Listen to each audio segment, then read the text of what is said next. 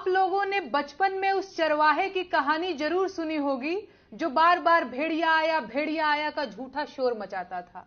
लेकिन हर बार जब गांव वाले उसे बचाने के लिए दौड़ते हुए आते थे तो वो उन पर हंसता था। फिर जब एक दिन सच में भेड़िया आ गया तो लड़के ने बहुत शोर मचाया, लेकिन उसे बचाने कोई नहीं आया। अंधभक्त और आईटी सेल के लोग यही भेड़िया आया वाला खेल पूरे देश के साथ खेल रहे हैं।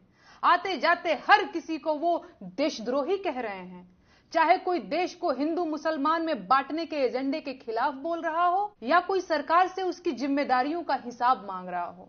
ये लोग उन सभी को बिना समय गंवाए देशद्रोही बोल दे रहे हैं, क्योंकि वो ये जानते हैं कि किसी आदमी को देशद्रोही बोल देने से उसकी विश्वसनीयता खत्म हो जाती है और उसको अपमानित करना आसान हो जाता है। यह वही तरीका है जो जर्मनी में हिटलर ने आजमाया था। आज मैं सारे देश से कहना चाहती हूं कि जिस तरह से इस शब्द देशद्रोही को रोजमर्रा के बोलचाल की चीज बना दिया गया है वो देश के लिए ठीक नहीं है। देशद्रोही शब्द बहुत बड़ा शब्द है, इसके मायने बहुत गंभीर हैं।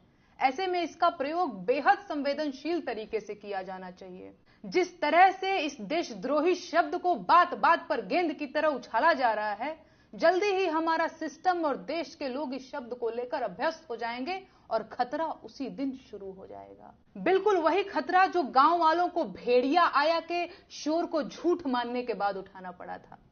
देश भी उसी ओर आगे बढ़ रहा है। जाहिलों का झुंड देशद्रोही शब्द को होली के लाल गुब्बारों की तरह हर किसी पर मार रहा है और खून खून चिल्ला रहा है। देशद्रोह के नाम पर जिस तरह से इतने ज्यादा फर्जी मुकदमे दर्ज किए जा रहे हैं, क्या हमारी कानून व्यवस्था इस बेहद गंभीर शब्द को लेकर यूज्ड टू नहीं हो जाएगी? क्या इसका फायदा उन असली अपराधियों को नहीं मिलेगा जो सच में देशद्रोही होंगे?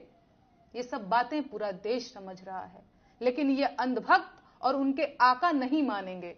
ये लोग भेड़िया आया का शोर मचाते ही रहेंगे।